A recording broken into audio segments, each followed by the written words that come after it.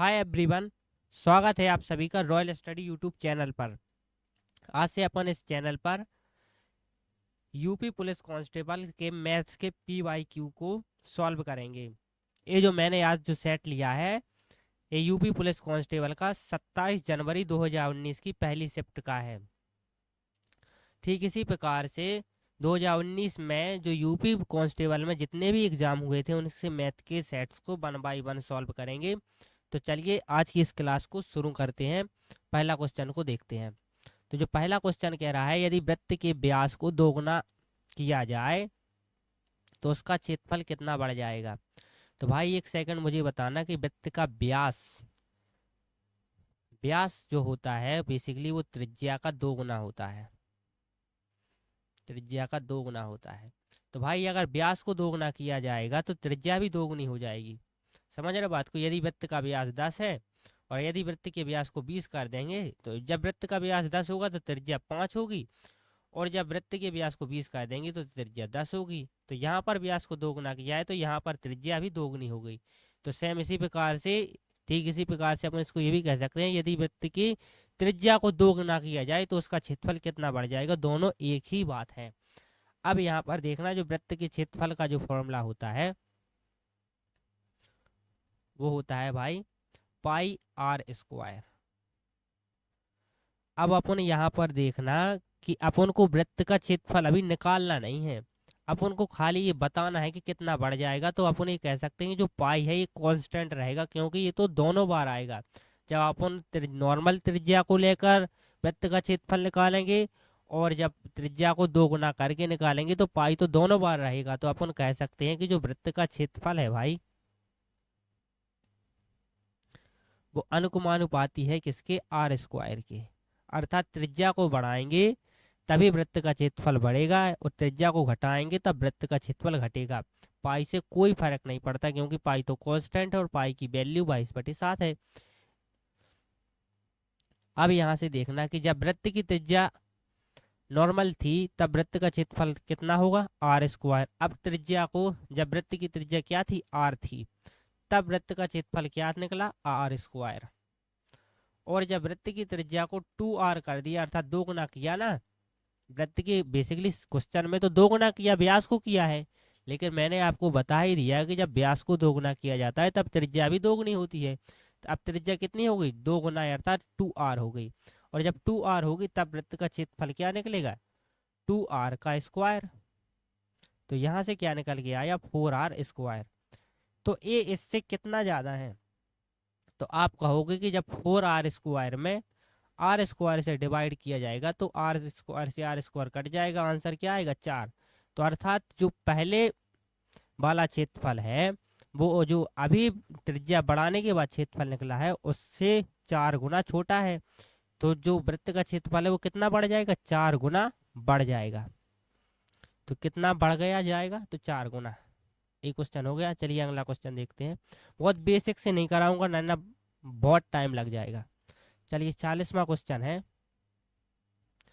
Basically उस जो set में है वो उसका नंबर वहां पर 40वां था, इसलिए 40वां दिखा रहा है यहाँ पर। 40वां क्वेश्चन है, अर्थात ये दूसरा क्वेश्चन है कि एक्स के बैंक खाते में 86.54 का शेष है। 55.31 जमा करने पर 84.33 की निकासी के बाद शेष राशि ज्ञात कीजिए। तो जो बैंक में है पैसा उसका, वो कितने हैं, 86 रुपया 54 पैसे। उसने जो जमा किए हैं वो कितने हैं,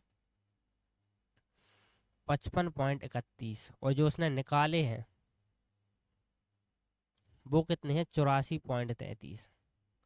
तो जो निकाले हैं वो इसमें से घटेगा, तो 86.54 में से 84.33 को जब घटाएंगे, 4 में से 3 जाएगा, 1 बचेगा, 5 में से 3 जाएगा, 2 बचेगा, 6 में से 4 जाएगा, 2 बचेगा, 8 में से 8 जाएगा, कट जाएगा 2.1। तो इतना पैसा और बचा रहा, तो ए भी इसमें ऐड होगा। तो इसमें ऐड करेंगे जब 2.21, तो यहाँ से निकल के आएगा 1 1 2 3 2 5, 55 और 2 57, 57.52। 57.52 यही इस क्वेश्चन का राइट आंसर होगा। चलिए अगला क्वेश्चन देखते हैं।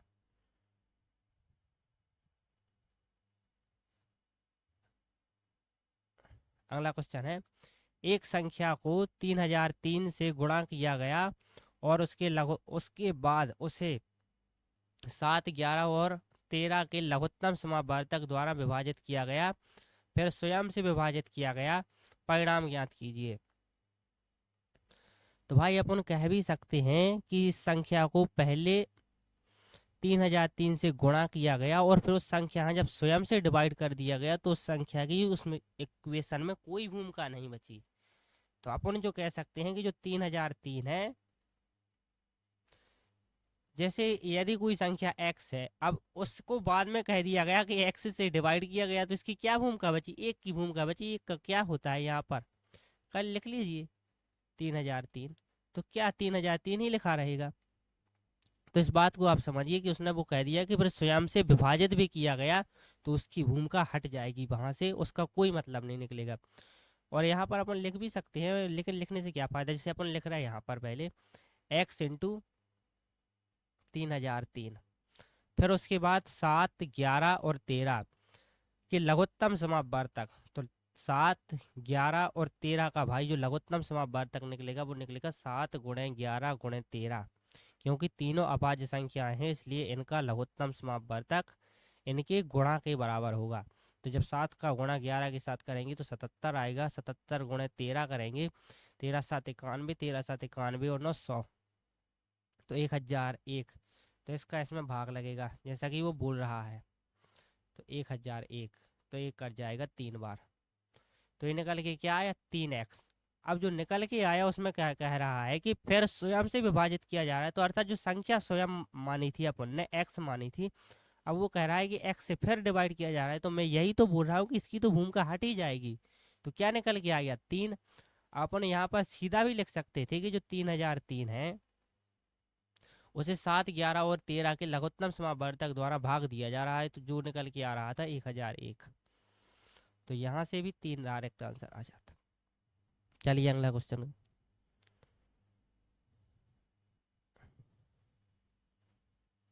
अगला क्वेश्चन है 100x plus 5 ratio 42x plus 8 dash 5 ratio 8 के घनानुपात अनुपात है, तो x का घन ज्ञात कीजिए। चलिए इस क्वेश्चन को करेंगे, ये थोड़ा सा टाइम टेकिंग क्वेश्चन है। यहाँ पर लिखेंगे 10x plus 5 upon 42x plus 8 is equal. अब उसने क्या बोला है कि जो 5:8 के नहीं है, 5:8 के लिए घनानुपात, तो घनानुपात का मतलब होता है यहाँ पर 3 की घात लगेगी और यहाँ पर 3 की घात लगेगी। बेसिकली उसने ये बोला है घनानुपात, इसको समझना। अब यहाँ से निकलेगा 10x plus 5 upon 42x plus 8 is equal 125। 5 का वर्ग होता है 125 और 8 का वर्ग 5 का घन होता है 125 और 8 का घन होता है 512। 512 का गुणा इस साइड होगा और 125 का गुणा इस साइड होगा, तो लिखेंगे 10x प्लस 5 और इसमें जो गुणा हो रहा है वो 512 का हो रहा है, इसको लिखेंगे इज इक्वल 42x प्लस 8 और जो इसमें गुणा हो रहा है वो 125 का हो रहा है। अब यहाँ पर अपन 512 में जब 10 का गुणा करेंगे तो ये आएगा निकल के 5120 और x है ही प्लस। अब जब यहाँ गुणा होगा तो अपन इसमें 2 का गुणा कर देंगे नीचे और 2 का नीचे, तो 10 का गुणा होगा तो फिर 5120 आएगा और उसमें जब 2 का भाग देंगे तो ये आएगा 2560। सेम यहाँ पर देखना, अब एक 42x गुणा 125 करना है यहाँ पर अपन को, तो पहले 42 का गुणा 100 के साथ करेंगे तो ये निकल के आएगा 4200। फिर जब 42 का गुणा 25 के साथ और करेंगे तो जो भाई 25 होता है वो क्या होता है, 25 को अपन लिख सकते हैं, क्या लिख सकते हैं भाई, 100/4 लिख सकते हैं ना। 25 को 100/4 लिख सकते हैं, तो यहाँ से इसको काटा और 100/4 लिख दिया इसके स्थान पर, तो भाई जब 42 को 100 के साथ गुणा कर रही थी तब तो अपन को पता चल ही रहा था 4200 आ रहा है, तो 4200 में 4 का भाग देंगे, ये ज़्यादा सरल हो जाएगा। तो 4 एकम 4, 4 एकम 4, फिर जो निकल के आएगा 2 2 में भाग नहीं जाएगा तो 0 आएगा, 4 पंचे 20 होगा और फिर 0 आएगा। तो क्या निकल के आया 1050 और एक्स है यहाँ पर भी। तो 4200 एक्स और 1050 एक्स हो जाएंगे कितना, 5250 एक्स। तो 5250 एक्स प्लस, अब जब 125 का गुणा 8 के साथ किया जाएगा तो ये तो निकल के आएगा 1000, एकदम सिंपल।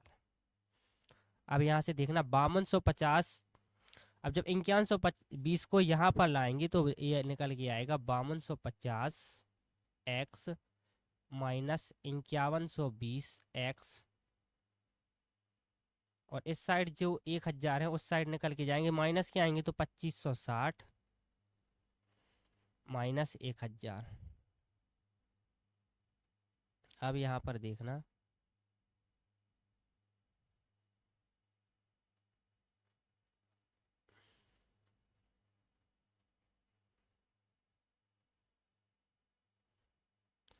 अब भाई यहाँ पर देखना 2560 में से 1000 जाएगा तो निकल के आएगा 1560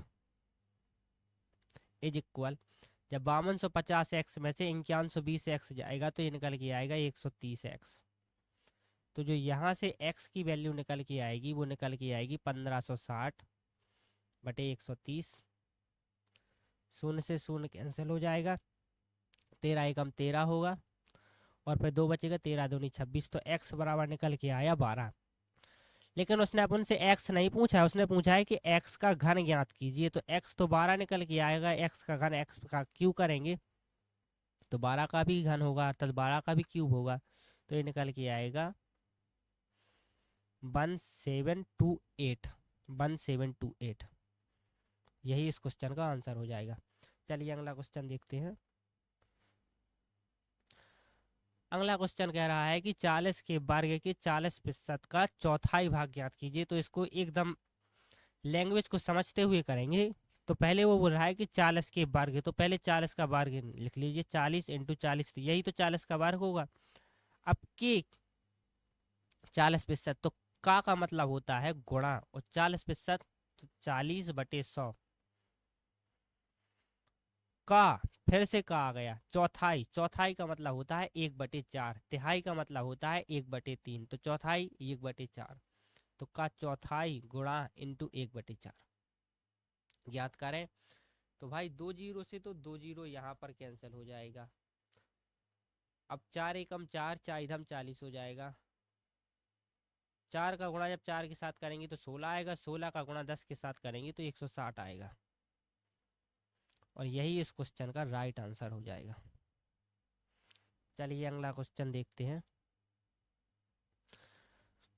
अगला क्वेश्चन है भाई, यदि बिक्री मूल्य 3 गुना किया जाए तो लाभ 5 गुना हो जाता है, लाभ ज्ञात कीजिए। तो भाई इस क्वेश्चन को कराने का मैं 2 तरीका बताऊंगा, पहले एकदम बेसिक और फिर बताऊंगा एक एडवांस तरीका, शॉर्ट ट्रिक भी उसको कह सकते हैं, वो भी यूट्यूब पर अभी तक किसी ने नहीं बताई होगी। तो चलिए पहले आप यहाँ पर इस एकदम बेसिक से देखिए पहले। तो बेसिक से कह रहा है कि यदि बिक्री मूल्य 3 गुना किया जाए तो लाभ 5 गुना हो जाता है, तो लाभ ज्ञात कीजिए। तो भाई यहाँ पर देखना कि जो लाभ निकल के आता है, मेरे भाई ध्यान से देखना, जो लाभ निकल के आता है वो क्या निकल के आता है, विक्रय मूल्य, एक सेकेंड, विक्रय मूल्य माइनस क्रय मूल्य, तभी तो लाभ निकल के आएगा। ये तो सब कोई जानता होगा, आप भी जानते होंगे। तो जब विक्रय मूल्य अर्थात जब प्राइस जो वस्तु है उसको ज़्यादा में बेचा होगा तभी क्रय मूल्य में से, क्रय मूल्य को उसमें से घटाएंगे तभी लाभ निकल के आएगा, तो विक्रय मूल्य माइनस क्रय मूल्य लाभ होता है। तो जो पहले लाभ, इसको लिख सकते हैं एसपी माइनस सीपी। अब वो क्वेश्चन कह रहा है कि 5 गुना हो जाता है, तो लाभ कितना हो जाता है 5 गुना, तो इसमें 5 का गुणा कर देंगे, जो अभी लाभ है इसका 5 गुना हो जाता है। लेकिन कब होता है, ये कंडीशन भी तो लिखी है, यदि विक्रय मूल्य को 3 गुना कर दिया जाए।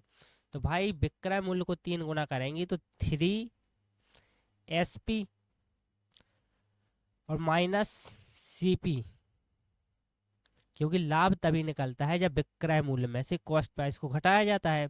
तो जब विक्रय मूल्य को 3 गुना कर दिया अर्थात 3SP माइनस सीपी करो, तब 5 निकल के आया। अब यहाँ से आप देखना कि 3SP minus CP is equal 5SP minus CP. अब ध्यान से देखते रहना इसको। 3SP माइनस सीपी, 5 का गुणा इसके साथ होगा तो निकल के आएगा 5SP माइनस 5CP। अब इस माइनस 5CPC को उस साइड ले जाएंगे तो ये निकल के आएगा प्लस 5CP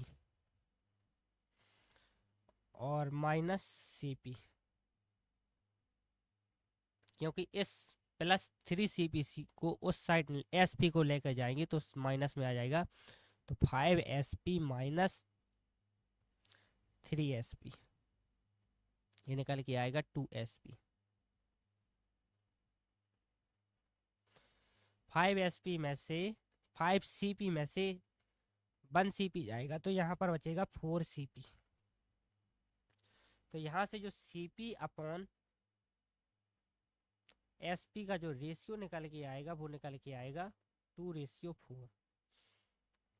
इसको बेसिकली लिख सकते हैं 1/2। तो CP का मतलब क्या होता है? कॉस्ट प्राइस, अर्थात खरीदी एक में है अब तो बेची कितने में है? 2 में। तो भाई लाभ कितने का होगा? तो लाभ अपन कह देंगे कि लाभ 1 का होगा, क्योंकि 1 रुपए की चीज खरीद कर उसको CP अर्थात 2 में सेल कर दिया तो 1 का लाभ हुआ। किस पर? तो लाभ को किस पर निकाला जाता है? क्रय मूल्य पर। तो 1 पर लाभ हुआ। तो 100 पर कितना? तो ये निकल के आएगा 100%। तो ये तो हुआ एकदम बेसिक तरीका। चलिए इसको एकदम और अच्छे एडवांस तरीके से समझते हैं। उसके लिए इसको पहले इरेज कर रहे हैं अपन।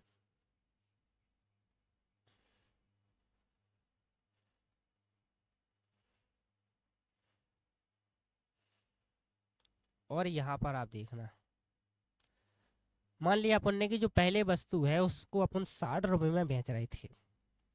लाभ तो अपन को अब भी हो रहा था कि 60 रुपए में अपन इसको सेल कर रहे थे, सेल। फिर अपन इसको सेल करने लग गए 3 गुना ज्यादा पर अर्थात 180 पर। 60 का 3 गुना 180 होता है भाई। तो जो अपन को लाभ है भाई वो 5 गुना ज्यादा होने लगा। तो भाई ला पहले जो कॉस्ट प्राइस है वो 60 से नीचे होगा तभी तो लाभ हो रहा होगा। पहले भी लाभ होता होगा लेकिन वो यहाँ पर होगा बेसिकली कॉस्ट प्राइस। तो भाई यहाँ से यहाँ तक भी लाभ होता होगा और यहाँ से यहाँ तक भी लाभ होता होगा। तो जो यहाँ से यहाँ तक का लाभ है वो लाभ का 5 गुना है। अब आप ध्यान से देखना, तो यहाँ से यहाँ तक का लाभ कितना होगा भाई? 4 गुना होगा ना। जैसे यहाँ पर 20 रुपए का लाभ होता होगा, यहाँ पर फिर कितने का? 80 रुपए का लाभ होता होगा। तभी तो आप कह सकते हैं कि 80 और 20 100 रुपए का लाभ हो रहा है। तो शुरू के लाभ से कितने का? 20 25 100 5 गुने का हो रहा है। तो यहाँ पर कितने गुने का हो रहा है? यहाँ पर 20 का हो रहा है तो यहाँ पर 80 का हो रहा है, 4 गुने का लाभ हो रहा है। ध्यान से देखना, बेसिकली इस क्वेश्चन के हिसाब से मैं बात नहीं कर रहा हूँ, मैं एक बेसिक तरीका बता रहा हूँ कि अगर यहाँ पर 20 का लाभ होगा और यहाँ पर 80 का लाभ होगा तभी आप कहेंगे कि 80 और 20 100 का लाभ अब हो रहा है। पहले 20 का हो रहा था तो पहले से कितना लाभ हो रहा है? 5 गुना ज़्यादा हो रहा है। तो मैं आपको वही समझाना चाह रहा हूँ कि यहाँ पर कितना 4 गुना लाभ होगा। तो बेसिकली अब इसको एरेज कर रहे हैं अपन।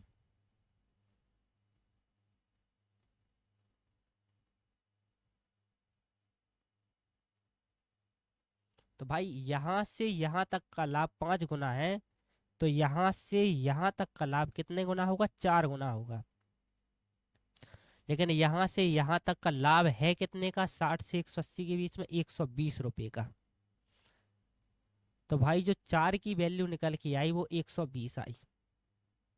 तब अपन को निकालना है 1 की वैल्यू। अब अपन जब 1 की वैल्यू निकालेंगे तो 4 एकम 4, 4 ती 12, 30। तो माने जो पहले उसको लाभ हो रहा था वो एक ही रेशियो का तो हो रहा था, क्योंकि 4 रेशियो का तो बाद में लाभ हुआ। तो अर्थात 30 रुपये का लाभ हो रहा है। तो अर्थात जो सेलिंग प्राइस है यहाँ पर 60 है, वो कितना था, 30 था। सेलिंग प्राइस 30 ही रहा होगा। अब यहाँ से आप देख लीजिए 30 की चीज 180 में बेच रहा है तो 5 गुना हो रहा है कि नहीं। 150 का लाभ हो रहा है उसको। अब पहले 30 का होता था तो अब कितना, 5 ही गुना हुआ ना। तो वस्तु कितने की बेचेगा वो अब बेच रहा है 180 में, पहले बेचता था 60 में और पहले खरीदता था 30 में। लेकिन भाई जब अपन ने विक्रय मूल्य को 3 गुना किया है तो कॉस्ट प्राइस को भी 3 गुना करना पड़ेगा। तो जब 3 के साथ गुणा किया जाएगा तो ये निकल के आएगा 90। अर्थात जो अब क्रय मूल्य है वो कितना है, 90 है।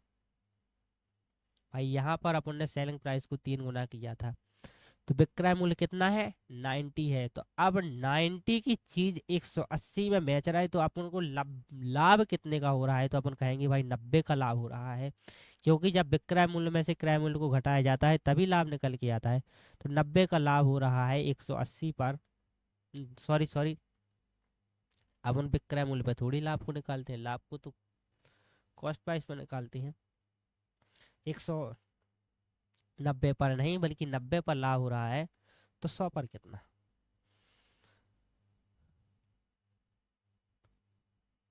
90 से 90 कट जाएगा, इस 100 आंसर आ जाएगा। 100 को क्यों काट दिया साला।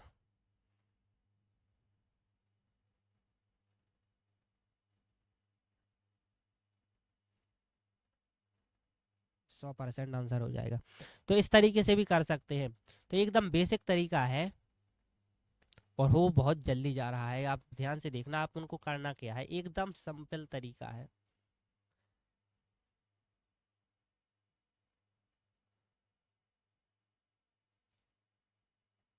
एकदम सिंपल है कि जो पहले अपन कहेंगे कि 60 में बेच रहा था अब 180 में बेच रहा है। यहाँ से यहाँ तक 4 रेशियो का मान 120 है। तो एक रेशियो का मान 30 निकल के आएगा। तो पहले 60 में बेचता था तो 30 का लाभ होता था, तो अर्थात 30 में खरीदता होगा। अब इसको भी 3 गुना कर देंगे तो 90 आएगा। 90 से 180 का अंतर 90 आएगा। 90 का लाभ 90 पर हो रहा है तो 100% आएगा। एकदम सिंपल तरीका। चलिए अगला क्वेश्चन देखते हैं।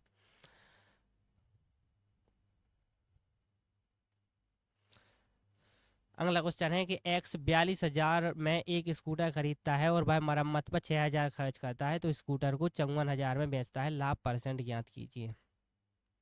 तो भाई उसने 42,000 में तो खरीदा, उसको 6,000 रुपये और खर्च करने पड़ गई तो टोटल माना जाएगा कि उसने 48,000 में इसको खरीदा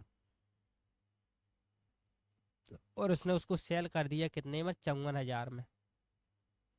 तो लाभ कितने का हुआ भाई, 6,000 का। तो भाई 6,000 रुपये का लाभ हुआ कितने पर, 54,000 पर। तो 100 पर कितने का, 2 जीरो से 2 जीरो जाएगा। आई एम सॉरी यार, मुझे नहीं जाने क्या हो रहा है। मीडिया में ले जा, लाभ को मैं हर बार विक्रय मूल्य पर निकाल दे रहा हूँ क्योंकि खरीदा तो मैंने 48,000 में था। तो 2 जीरो से 2 जीरो जाएगा, 1 जीरो से 1 जीरो जाएगा। 600/48 आएगा निकल के। इसको 12 से काटेंगे, 12 चौको 48, 12 पंची 60, 1 जीरो। 50/4 निकल के आएगा, 25/2 जिसको लिख सकते हैं 12.5%। यही इस क्वेश्चन का आंसर हो जाएगा, 12.5%। चलिए अगला क्वेश्चन देखते हैं। अगला क्वेश्चन है 110 लागत वाली एक वस्तु को 104.5 में बेचा जाता है तो छूट की पेशकश कितने की गई है। तो भाई जो अंकित मूल्य है अर्थात जो मार्क प्राइस है वो कह रहा था कि मैं 110 में बेचूंगा, लेकिन उसने उसको बेच दिया 104.5 में।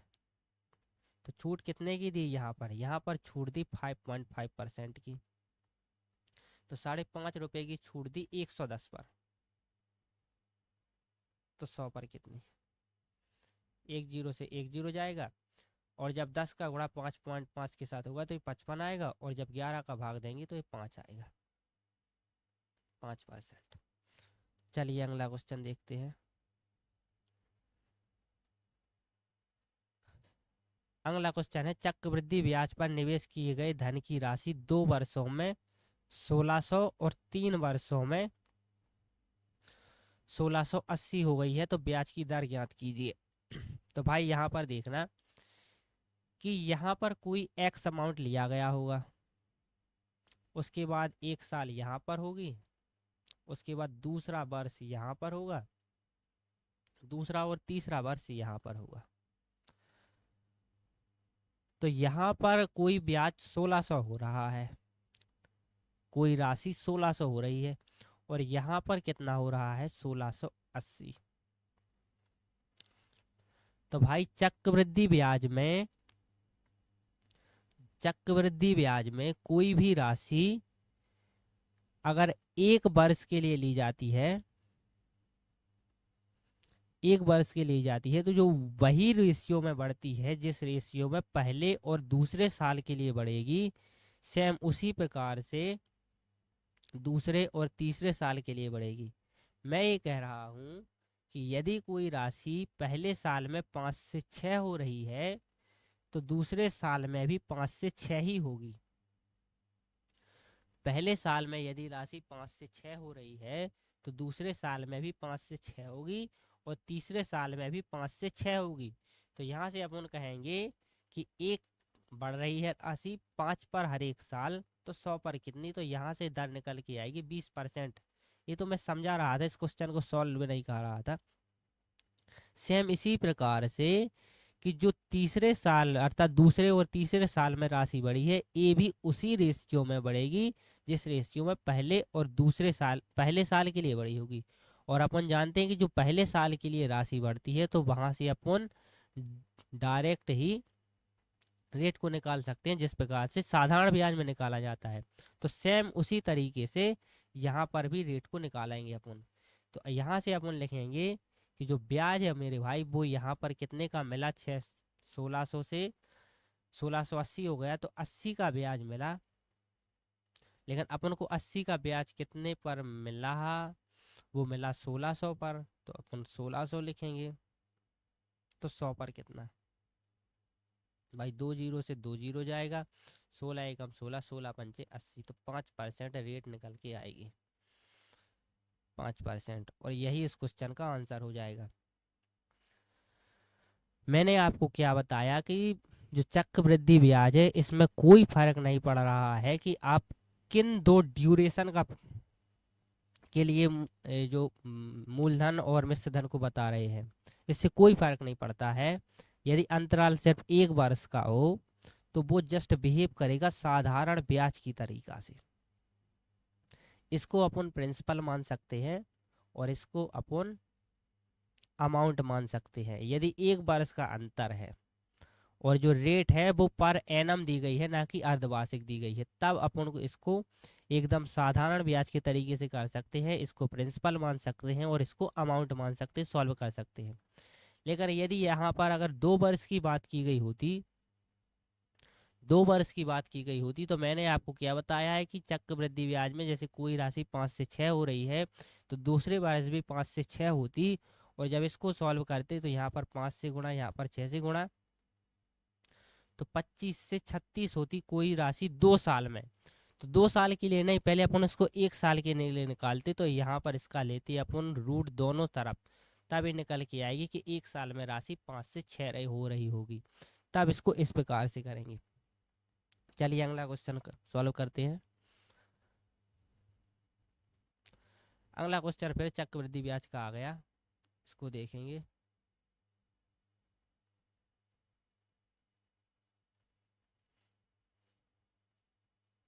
चक्रवृद्धि ब्याज पर निवेशित 25,000 की राशि 1 वर्ष में अर्धवार्षिक रूप से 4% प्रति वर्ष की दर से बढ़कर कितनी हो जाएगी। तो यहाँ पर मेरे भाई देखना कि जो प्रिंसिपल दिया गया है वो 25,000 है, और जो राशि दी गई है वो 1 साल के लिए दी गई है। लेकिन साथ ही साथ दिक्कत यहाँ पर आ गई कि जो ब्याज है वो अर्धवार्षिक रूप से जोड़ा जाना है। अर्धवार्षिक रूप से अर्थात जब पहले से लेकर 6 महीने हो जाएंगे उसके बाद जो ब्याज निकल के आएगा उसको प्रिंसिपल में ऐड कर दिया जाएगा और फिर जो अमाउंट बनेगा उस पर फिर एक बार ब्याज लिया जाएगा। तो बेसिकली ये एक ही साल में दो तरीके का ट्रीटमेंट हो रहा है, अर्थात दो बार जैसा बिहेवियर हो जा रहा है कि जो 6 महीने के बाद जो प्रिंसिपल और जो ब्याज निकल के आएगा उसको ऐड कर दिया जाएगा और जो अमाउंट बनेगा उसको फिर से उसी रेट पर ब्याज के साथ ऐड किया जाएगा और फिर फाइनल अमाउंट बनेगा वर्ष के अंत में। लेकिन अपन को जो दर दी गई है वो 4% प्रति वर्ष की दी गई है, लेकिन अपन जो ब्याज यहाँ पर ऐड कर रहे हैं वो 6 महीने में ऐड कर रहे हैं। तो भाई जो 12 महीने की दर है वो 4% है, तो मेरे भाई 6 महीने की जो दर होगी वो 2% होगी। इसमें तो किसी को कोई दिक्कत नहीं होगी। मैंने क्या बोला कि जो 12 महीने की रेट दी गई है वो 4% है, तो जो 6 महीने की रेट अर्थात 12/2 करेंगे तभी तो 6 निकल के आएगा, तो 4/2 करेंगे तो निकल के आएगा 2%। तो जो रेट है वो क्या होगी, तो जो रेट होगी वो 2% होगी।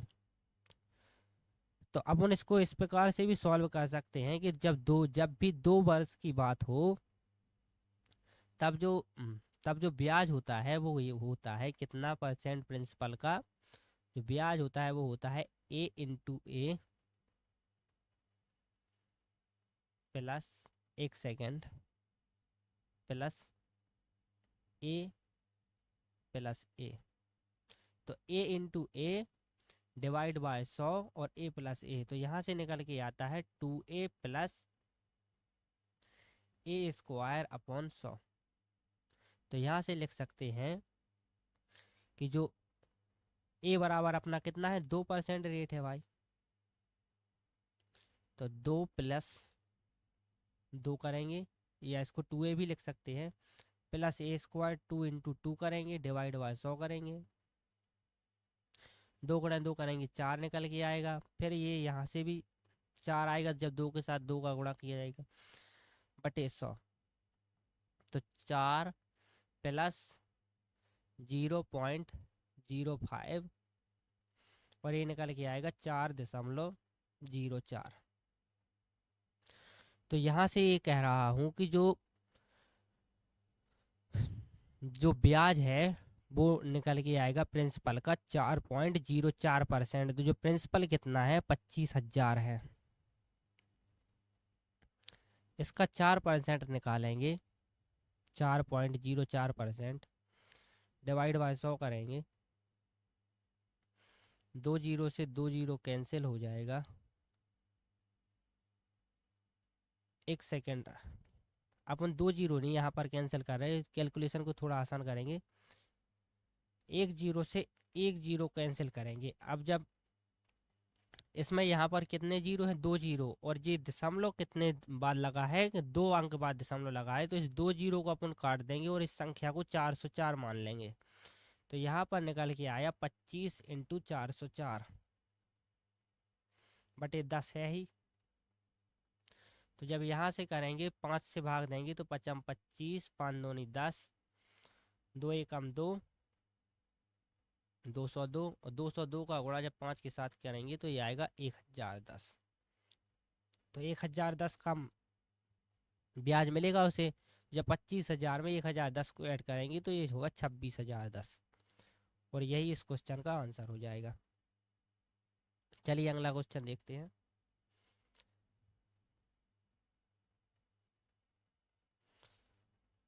अगला क्वेश्चन है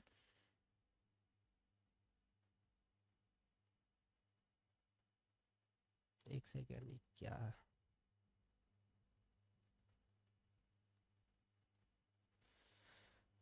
अगला क्वेश्चन है, ए ने 75,000 के साथ एक कारोबार शुरू किया। बी कुछ समय के बाद 37,500 के साथ उसमें शामिल हुआ।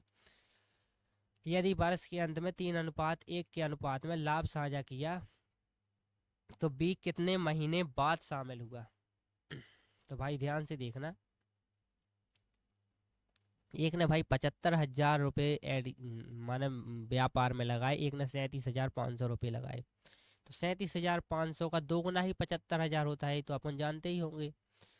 तो अगर ए और बी साथ साथ उन्होंने कारोबार में पैसे लगाए होंगे तो उनको 2:1 के अनुपात में लाभ होना चाहिए था, लेकिन ऐसा नहीं हुआ। इनको 3:1 के अनुपात में लाभ हुआ। इसका मतलब क्या है कि बी ने उतने दिनों के लिए कारोबार में पैसे लगाए नहीं, और किस क्वेश्चन में भी बता रहा है कि कुछ महीने बाद भी शामिल हुआ। तो अपन यहाँ पर लिखेंगे और साल के अंत में, अर्थात 1 वर्ष की बात हो रही है। तो यहाँ से ध्यान से देखना कि जो बी ने जो 75,000 रुपये लगाए थे वो तो 12 महीनों के लिए लगाए थे, लेकिन जो ए ने जो पैसे लगाए, जो बी ने जो पैसे लगाए, ए ने तो 12 महीनों के ही लगाए थे, लेकिन अपन को एक बी का नहीं पता उसने कितने महीनों के लिए लगाई। तो अपन लिखेंगे 37,500 इंटू एक्स। अपन को ये पता नहीं कितने महीनों के लिए लगाए, साल के कितने महीनों के लिए लगाए। अब अपन यहाँ पर ए नहीं निकाल रहे हैं कि कितने महीनों बाद शामिल हुए, क्योंकि वो तो नहीं पता।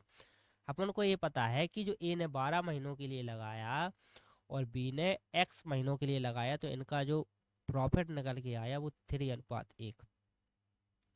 आप एक बात तो जानते ही होंगे कि जो जितना ज़्यादा दिनों के लिए कारोबार में पैसे लगाएगा तो लाभ जो होगा, वो जितना ज़्यादा दिनों के लिए लगाएगा उसको उतना ही ज़्यादा लाभ होगा, जो जितने कम दिनों के लिए लगाएगा उसको उतना ही कम लाभ होगा।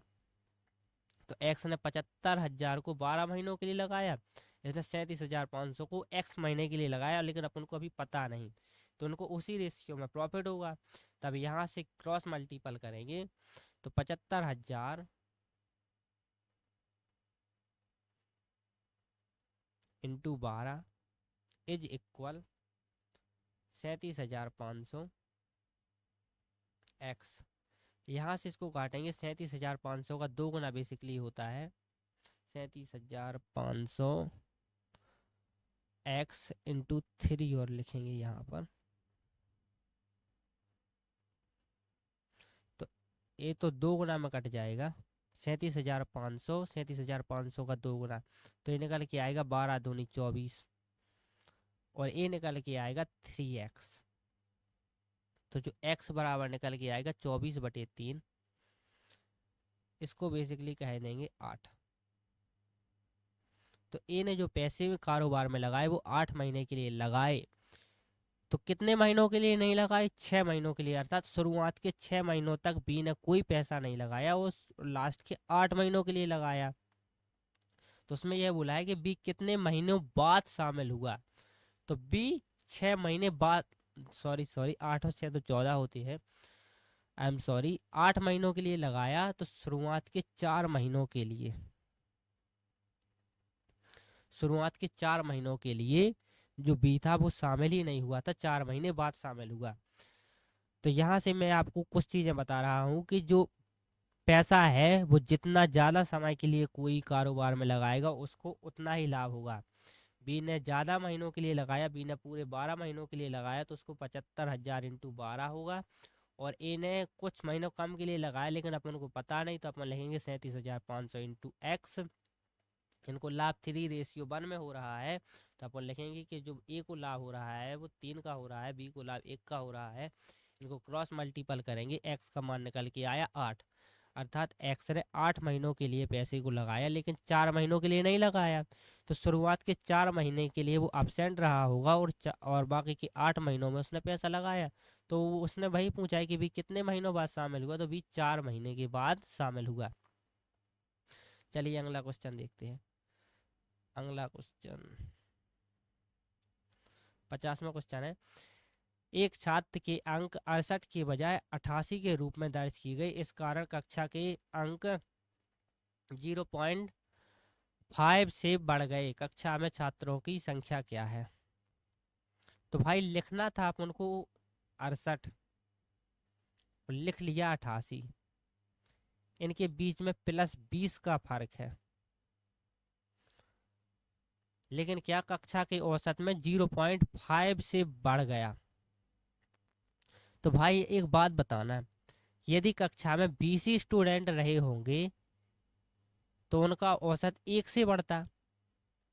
मैं आपको क्या बता रहा हूँ कि अगर 20 स्टूडेंट रहे होंगे तो उनका औसत एक बढ़ जाता, 21 हो जाता अगर 68 से 88 होगा। लेकिन ये एक नहीं हुआ, ये हुआ 0.5 अर्थात 1.2 और कम हुआ। इसका मतलब क्या है कि संख्या इससे भी दुगनी है। जो अपन ने 20 माना है, संख्या बेसिकली 40 है। और यही इस क्वेश्चन का आंसर हो जाएगा एकदम बेसिक तरीका से। मैं आपको एक बार फिर बता रहा हूँ कि जो इनके छात्र के अंक 68 की बजाय 88 ऐड कर लिए गए, तो अर्थात 20 की वृद्धि कर दी गई। तो अगर 20 की वृद्धि, अगर कक्षा में 20 स्टूडेंट, अगर मैं आपको कह रहा हूँ कि 10 स्टूडेंट रहे होंगे, तब तो 40 की वृद्धि होगी। 10 स्टूडेंट रहे होंगे, 10, एक सेकंड यार क्या हो रहा है, 40 की थोड़ी वृद्धि होगी। कि अगर कक्षा में 10 स्टूडेंट रहे होंगे और जो 20 एक्स्ट्रा अपन ने ऐड कर ले 68 की बजाय 88, तब तो इसमें 2 की वृद्धि हुई होगी। जब 20 रहे होंगे तब 1 की वृद्धि हुई होगी। जब 30 रहे होंगे तब तो कुछ और ही वृद्धि होगी, 20/30 की वृद्धि हुई होगी।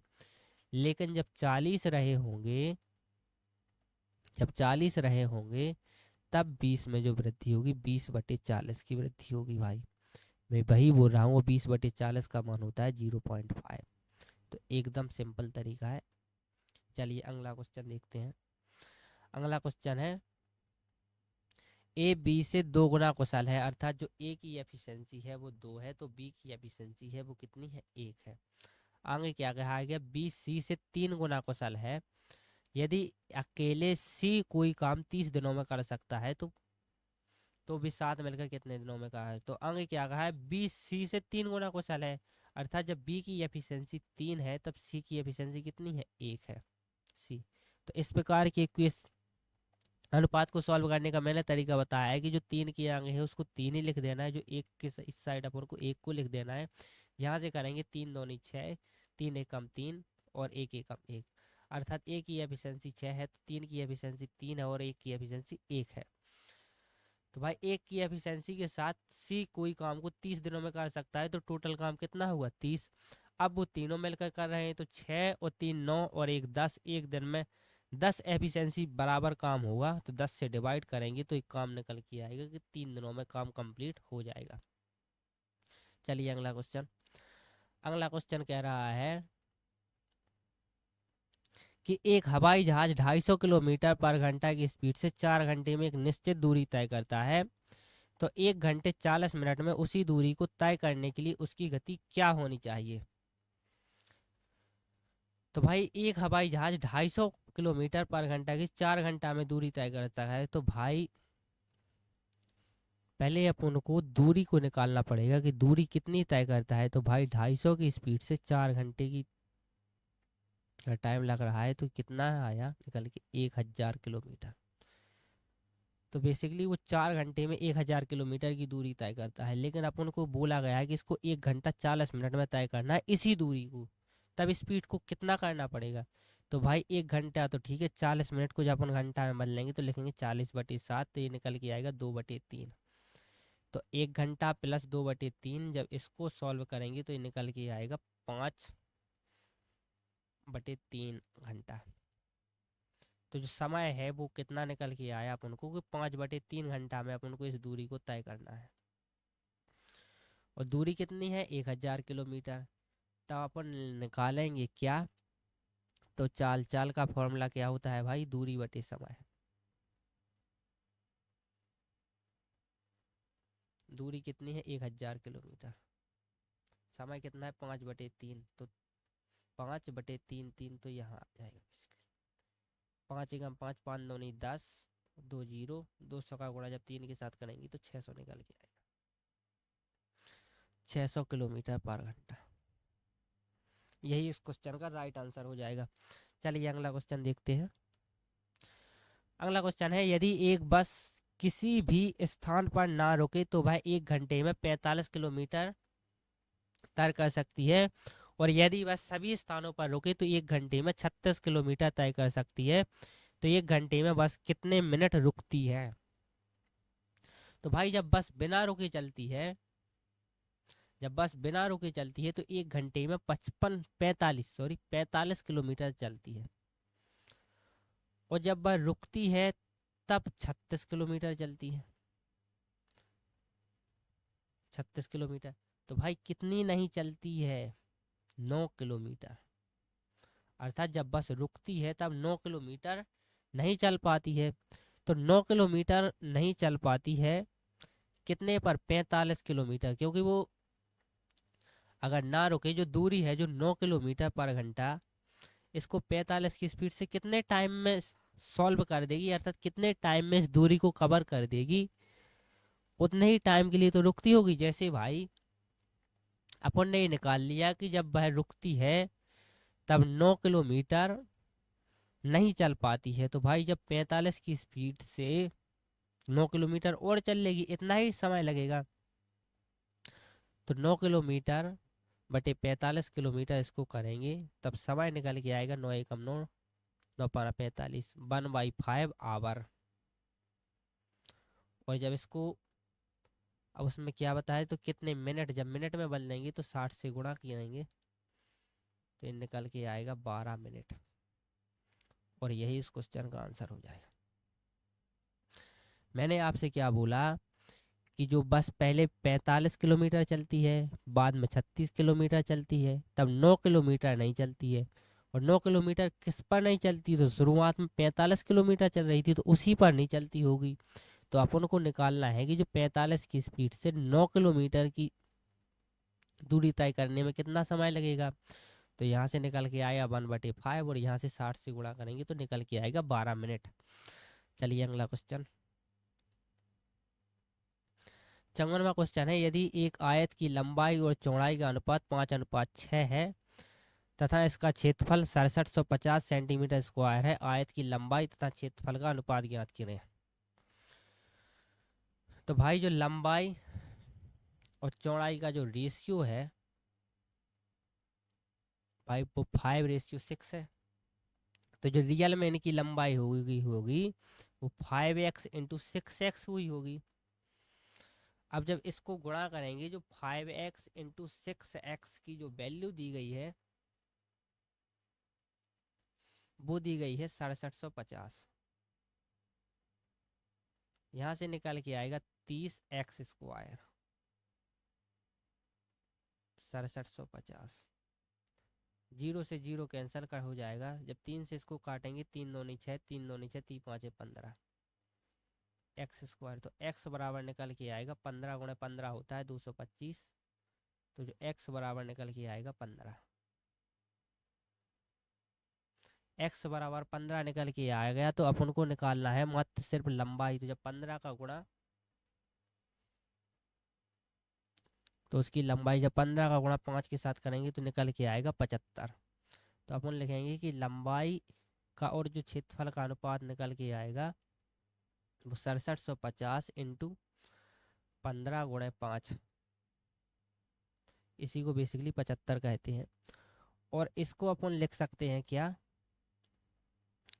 6750 से काटेंगे तो यहाँ से काटेंगे तो 5 एकम 5, 5 एकम 5 बचेगा 1, 5 × 15 बचेगा 2, 5 25 और 0।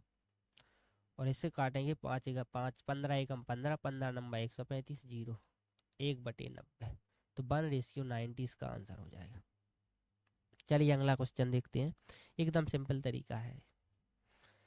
15वां क्वेश्चन है, 11 से विभाजित होने वाली सबसे छोटी 4 अंकों वाली संख्या के अंकों का योग और 13 से विभाजित होने वाली सबसे छोटी 4 अंकों वाली संख्या के योग का गुणनफल ज्ञात कीजिए।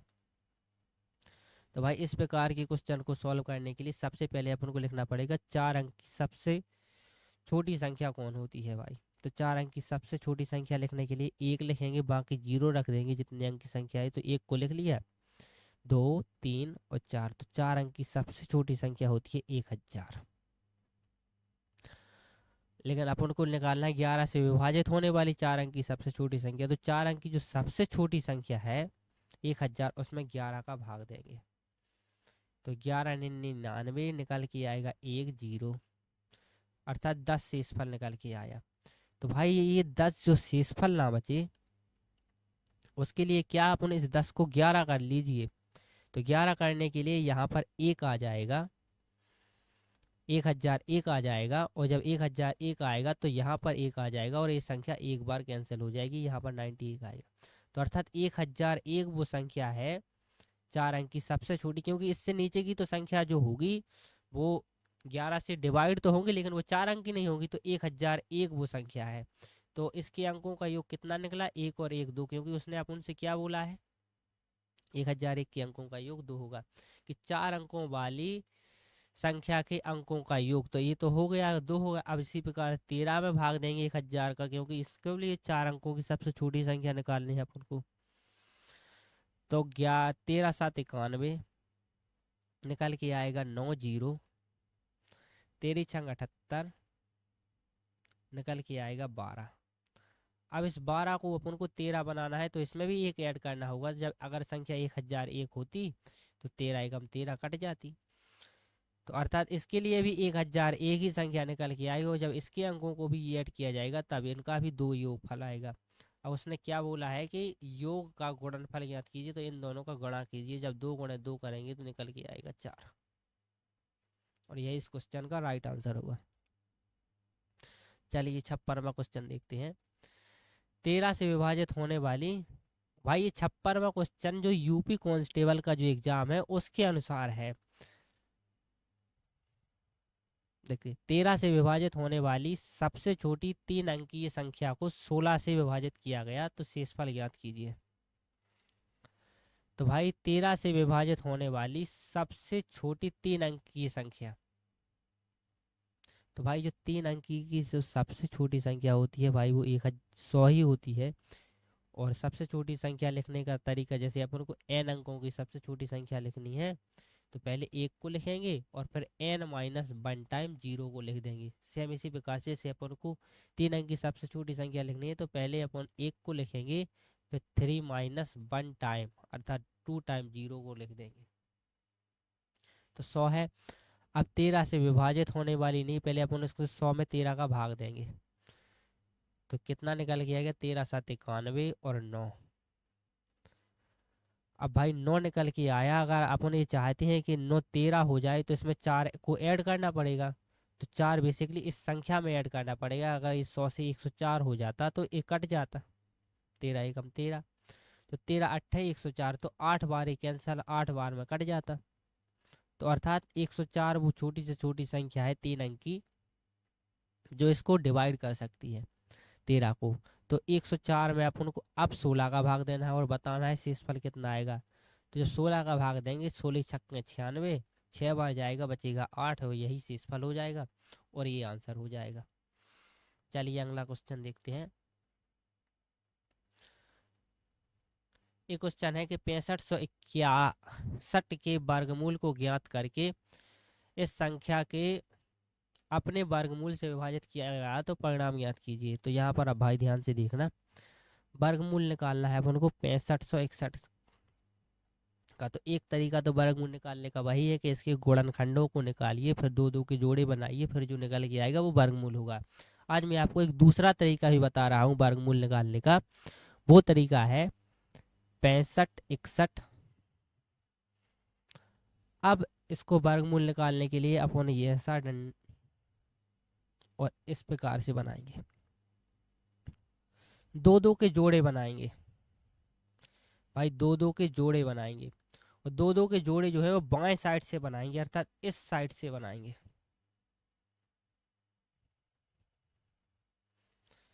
तो इस साइड से जोड़े बनाएंगे। जैसे आप कह रहे हो कि अगर जोड़ा ना बने, जैसे 169 है, तो अब मैं कह रहा हूँ कि एक का जोड़ा बना लेंगे, एक को सिंगल ही लिख देंगे।